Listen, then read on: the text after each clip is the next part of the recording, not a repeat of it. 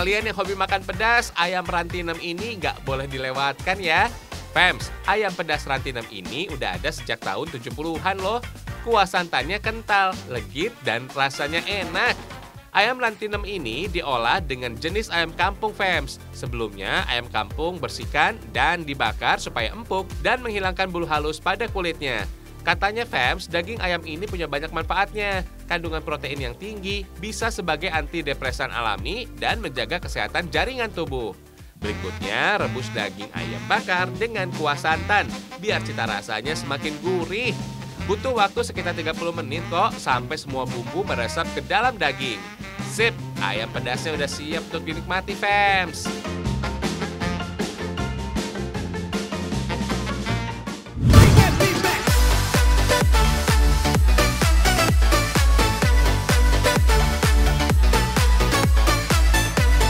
Sajian kuliner tradisional yang gak kalah tenar juga loh. Namanya nasi pindang. Eits, pindang di sini bukan masakan ikan kuah kuning ala Sumatera ya, Fams. Tapi kuliner potongan daging sapi yang dimasak bersama kuah santan gurih dengan campuran bumbu kluwek. Meski hitam, Fams, menggoda lidah untuk mencicipinya. Iya kan? Cus, yuk kita masak pindang sapinya, Fams. Siapin bahan-bahannya dulu ya, Fams. Pertama-tama, daging sapi yang sudah dicuci dipotong seukuran dadu ya, Fams. Lanjut, direbus dulu setengah matang selama kurang lebih 20 menit. Sambil menunggu daging sapi, kita olah bumbunya yuk. Goreng bawang merah yang sudah diiris sampai berwarna kecoklatan. Bawang goreng ini nanti ditambahkan jika daging sudah mulai dimasak dengan bumbu. Lanjut, bawang merah, bawang putih, kemiri, dan kunyit yang sudah dipotong-potong digoreng terlebih dulu sebelum diulek. Tujuannya selain supaya bumbunya matang, juga biar gampang pas nguleknya, Fams. Empuk gitu deh. Kluweknya dicobain dulu ya, Fams, biar tahu bagus atau enggak buat dipakai masak. Cabai rawitnya digoreng dulu sebentar ya, Fams. Yuk, diulek bumbu yang digoreng tadi sampai halus ya. Terakhir, baru ulek deh ketumbarnya sampai halus juga. Nah, bumbu yang udah diulek tinggal dicampurin deh ke daging sapi yang lagi direbus tadi. Aduk-aduk sampai tercampur merata. Tambahkan irisan tomat, serai, lengkuas, dan jahe yang udah digeprek. Lanjut, masuk daun salam, daun jeruk, cabai rawit, dan kluwek yang sudah dipilih tadi. Terakhir, masukin deh santannya dan taburi bawang goreng ya. Aduk terus sampai semua bumbu tercampur merata. Biarkan masakan sampai mendidih dan daging sapi empuk pastinya. Memasak pindang sapi hingga matang butuh waktu kurang lebih 30 menit, Fams. Tuh, warnanya udah kehitaman yang berasal dari kluwek ya. Sedap. Yeay, pindang sapi khas Trenggalek siap disantap. Awalnya nih, Fams, pindang sapi biasa disajikan saat hajatan atau hari raya loh, Fams. Tapi kalau ke Trenggalek, banyak kok warung-warung yang menyajikan nasi pindang sapi. Umumnya masyarakat sini membuat pindang sapi dengan tambahan tulang dan iga, Fams. Makannya bareng nasi dan serundeng nih. Wih, mantap. Rasanya sih agak mirip seperti empal gentong ya, Fams, dengan kuah santannya yang gurih. Tapi ada sedikit rasa rawon karena tambahan bumbu kluweknya.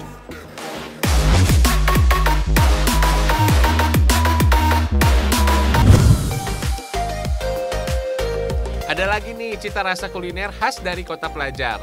Tapi gudeg yang satu ini disajikan sangat kekinian. Iya, pizza gudeg, Fams. Kalian juga bisa menyebutnya paijo alias pizza ala Indonesia Jogja. Hahaha, unik ya namanya. Perpaduan roti croissant khas Prancis dengan legitnya gudeg pada toppingnya menciptakan harmonisasi rasa beda, Fams. Untuk bikin pizza ini ada 2 tahap memasak. Kita bikin dough atau rotinya dulu ya. Campurkan tepung terigu, susu bubuk, ragi instan, daun oregano, garam, dan minyak zaitun biar rotinya lebih lembut dan kenyal. Kasih deh air putih secukupnya. Terus uleni sampai kalis, Fams. Kemudian pipihkan adonan roti hingga ketebalannya 2 mm. Nah, topping pizzanya juga udah siap nih. Ada tempe bacem, telur bulat, dan krecek. Sekarang oles roti dengan pasta tomat. Lalu tabur sayur nangka muda, tahu, tempe bacem, krecek, ayam suwir, dan irisan telur. Terakhir, topping ditutup dengan parutan keju mozzarella. Mantul! Waktunya masukkan pizza ke dalam oven, fams. Gak lama kok, cukup 10 menit dengan suhu 170 derajat Celcius. Kalau aroma wangi udah tercium, tandanya pizza gudeg khas Yogyakarta siap dinikmati. Selamat makan!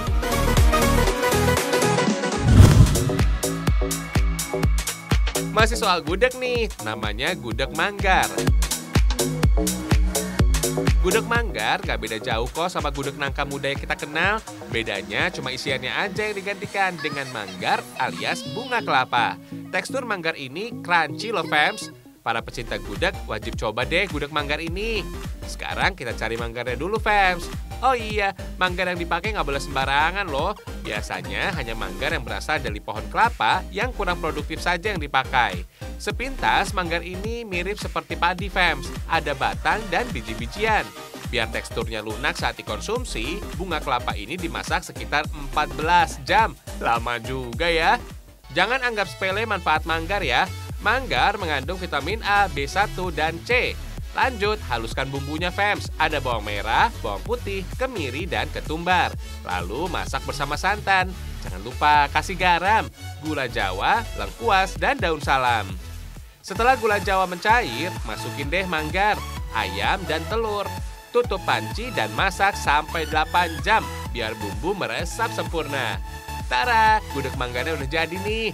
Biar makin nikmat, sajikan dengan suiran daging ayam, telur, dan kreseknya, fams. Mantul! For your info nih, gudeg manggar sudah ada 500 tahun silam loh. Diperkirakan ada sejak awal Kesultanan Mataram Islam pertama. Katanya, fams, gudeg manggar diciptakan oleh Putri Pembayun. Ia putri dari Penembahan Senopati, pendiri sekaligus Sultan Mataram Islam yang pertama. Melimpahnya pohon kelapa di daerah Mangir yang menjadi tempat tinggal Putri Pembayun membuatnya memiliki ide untuk membuat gudeg berbahan dasar bunga kelapa. Awalnya sih gudeg manggar ini hanya ditemui di daerah Mangir saja. Seiring berjalannya waktu, gudeg ini dapat dinikmati oleh seluruh masyarakat kota Yogyakarta kok.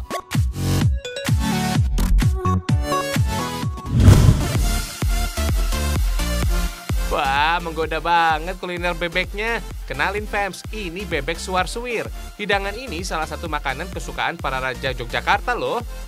Asiknya nih, kita bisa ngerasain masakan favorit Sultan Yogyakarta. Jadi serasa Sultan sehari. Hihihi. Di sini juga ada sanggar dan perawan kenes. Rasanya jangan ditanya deh, wena epol. Hahaha. Nah, semua bumbu udah siap nih, tinggal kita bikin aja ya. 2 bawang ini mengandung vitamin C, vitamin B6, dan kalium. Kalau bumbu udah harum, masukin aja daging bebek, fams. Selain bikin makanan jadi sedap, bawang putih juga bisa ngilangin bau amis daging bebek. Lalu goreng daging bebeknya deh. Katanya nih, fams, daging bebek bisa menambah vitalitas pada pria loh. Daging bebeknya udah berwarna kuning keemasan tuh. Tinggal potong kecil aja. Biar makin segar dan menggugah selera, jangan lupa tambahin sambal kedong-dong parut dan sajikan di atas buah nanas. Mantap! Masih belum selesai, lanjut kita bikin sanggar, fams. Sanggar adalah irisan daging sapi yang dijepit dengan bambu, fams. Sekilas mirip kayak sate ya. Kuliner yang menjadi kesukaan Sultan Hamengkubuwono ke-8, 9, dan 10 ini biasanya memakai daging paha sapi bagian belakang yang gak berlemak, fams. Daging sapi yang sudah matang langsung dijepit dengan bambu deh. Buncisnya jangan lupa ya, biar daging gak lepas. Biar lebih gurih, siram daging dengan kuah santan. Terus kembali dipanggang deh. Perhatiin deh, fams, jangan sampai dagingnya gosong. Sekarang kita bikin sajian penutupnya. Ada olahan pisang kepok yang dinamakan perawan kenes. Kupas dan belah buah pisang memanjang seperti ini. Eits, hati-hati, jangan sampai putus dipotong ya. Lalu jepit dengan tusukan bambu. Biar makin sedap, pisang disiram dengan santan. Oh iya, fams, perawan kenes artinya perawan genit. Namanya unik ya. Kuliner pisang ini hidangan favorit Sultan Hamengkubuwono ke-8 loh. Ayo, siapa mau nyoba makanan Sultan? Langsung masak sendiri aja ya di rumah. Hihihi.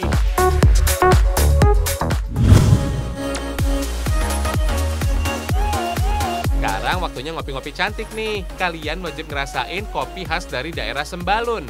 Kopi Sembalun ini warnanya tidak sepekat dengan kopi pada umumnya. Biasanya kopi Sembalun berasal dari jenis kopi Arabica yang ditanam di sekitar kaki Gunung Rinjani yang kaya unsur hara. Makanya kopi ini punya cita rasa yang khas. Katanya fams, kopi mulai masuk ke Indonesia pada abad ke-17 oleh bangsa Belanda. Bibit kopi pertama yang ada di negara ini jenis Arabica yang dikirim oleh gubernur Belanda yang berada di India. Selain nikmat, kopi hitam juga menyehatkan loh. Kopi hitam ini dapat melindungi organ hati dan mencegah demensia serta Alzheimer.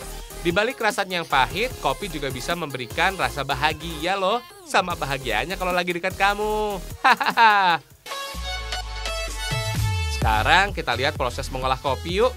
Tumbuk biji kopi untuk menghilangkan kulit arinya fams. Terus ayak untuk menghilangkan kotorannya.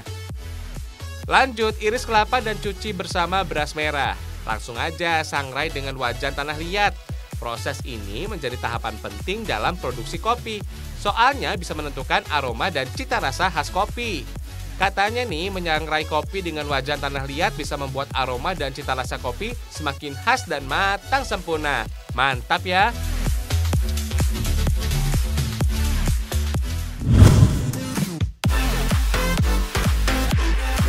Mau ngerasain sensasi kue yang legit dan kenyang? Cobain deh kue pudak dari Kabupaten Gresik, Jawa Timur. Kudapan ini dibuat dari tepung beras, gula, dan santan. Di daerah asalnya, kue pudak banyak digantung di sejumlah toko loh.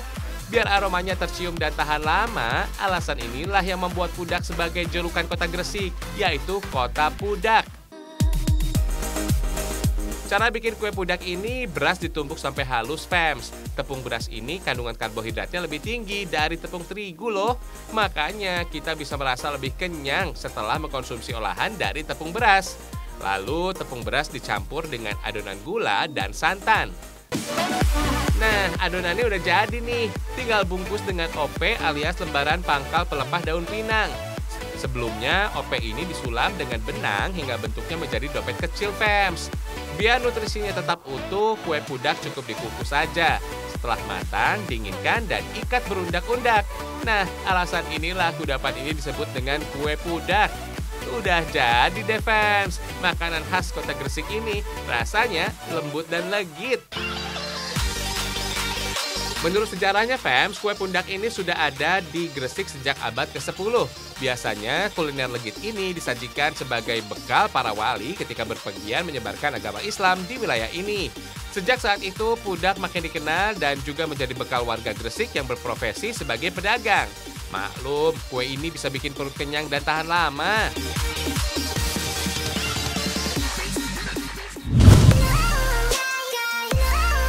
Kita geser ke Bandung ya. Kita nikmati sajian unik opor ayam yang diolah jadi kue. Rasakan deh kenikmatannya bagi para pecinta kuliner bersantan. Sekarang cincang dulu daging ayamnya, biar gampang diolah menjadi adonan kue. Lalu siapkan bumbu opor ayam dari campuran rempah, bawang merah, bawang putih, dan lada. Masukin deh daging ayam cincang. Biar semua bumbu meresap, masak sampai airnya menghilang dan hanya menyisakan daging ayam cincang berbumbu. Namanya juga kue, jadi harus siapkan juga adonan kue. Ada margarin, telur ayam, keju parut, dan tepung terigu. Aduk sampai merata ya fams. Lalu bentuk kue menyerupai paha ayam fams. Bisa gunakan tambahan biskuit yang dijadikan seperti tulang ayam.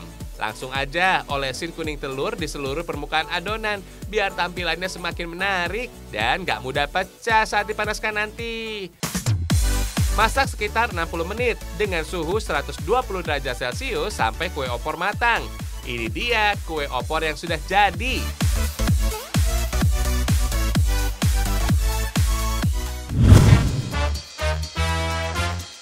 Kalau lagi ke Lombok, jangan lupa mampir ke Batu Kijuk Fams. Di sini ada warung yang menyediakan berbagai macam kuliner ikan. Jenis ikannya sangat bermacam-macam, semuanya segar-segar. Langsung pilih jenis ikan yang disukai ya, lalu masak deh. Oh iya, ikan ternyata punya banyak manfaat, mulai dari menurunkan resiko serangan jantung, baik untuk perkembangan otak, mengatasi depresi, dan meningkatkan kualitas tidur. Mantap ya fams!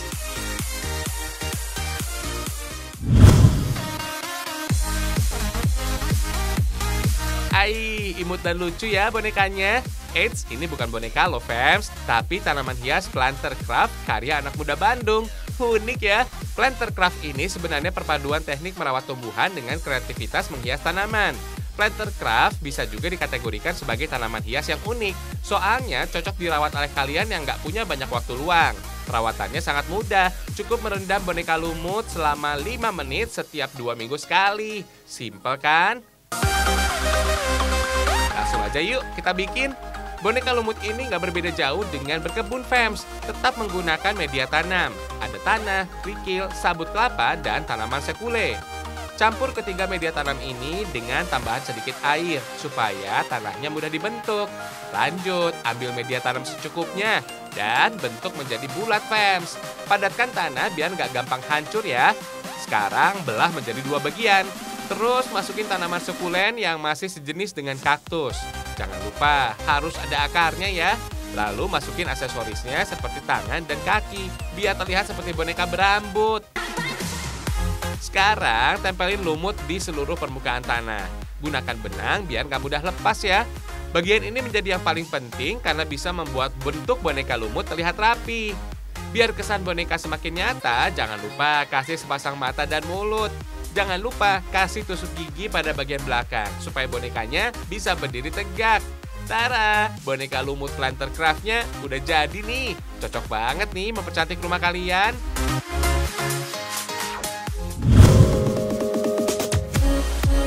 Mau ngerasain sensasi terjangan ombak tsunami atau berada di Pulau Hawaii yang eksotis? Gak usah jauh-jauh ke Amerika, fams. Datang aja ke Kota Malang, Jawa Timur.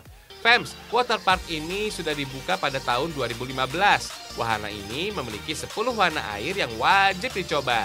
Kalau wahana primadonanya sih ada Tsunami Pool, Waikiki Beach, Ekolu Slide, Rainbow Fall, dan Waimena Steam River. Tsunami Pool ini wahana air satu-satunya di Indonesia loh. Tinggi ombaknya lebih dari 3 meter, fams. Rasakan deh gimana diterjang gelombang tsunami. Tenang, aman kok, dan ada penjaga yang mengawasi. Lanjut, kita ke wahana foam. Di sini kita bisa mainan busa sabun sepuasnya. Jangan lupa sekalian gosok badannya supaya bersih dan wangi ya. Bagi para pecinta adrenalin, wajib banget buat mampir ke wahana Rainbow Fall nih. Siapkan nyali untuk meluncur. Hiha! Fams, nama Rainbow sebenarnya berasal dari 6 slide warna-warni wahana ini. Untuk meluncur di wahana ini bisa dengan 2 cara, fams. Tertelungkup atau dengan alas matras. Permainan ini hanya boleh dicoba bagi kalian yang memiliki tinggi badan lebih dari 90 cm ya. Kalau sudah capek main air, nggak ada salahnya selfie di Taman Spot Village. Lumayan nih buat nambahin koleksi foto pribadi kalian. Hihihi.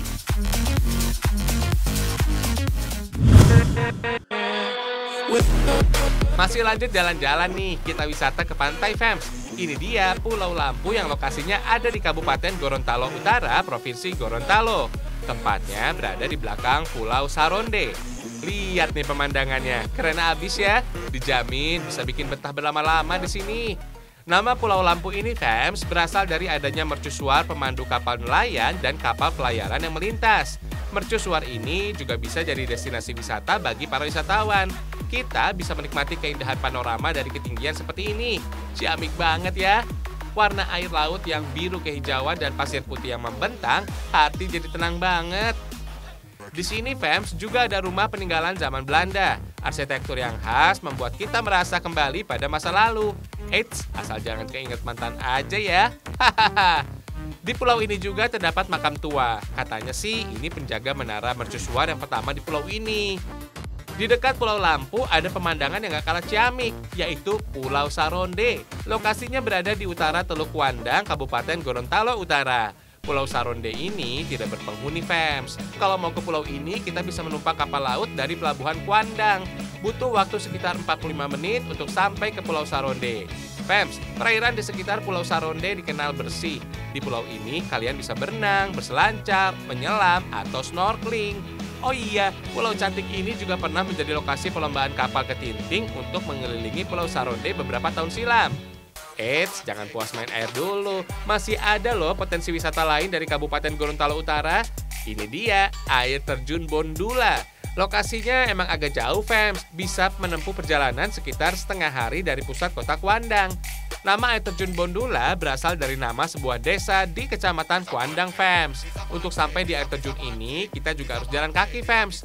Tenang, selama di perjalanan kalian bakal terhipnotis dengan keindahan alamnya. Asri banget, fams. Memang cukup melelahkan sih, tapi setelah sampai di air terjun ini, rasa lelah langsung terbayar dengan pesona alamnya nan indah. Sakep dah.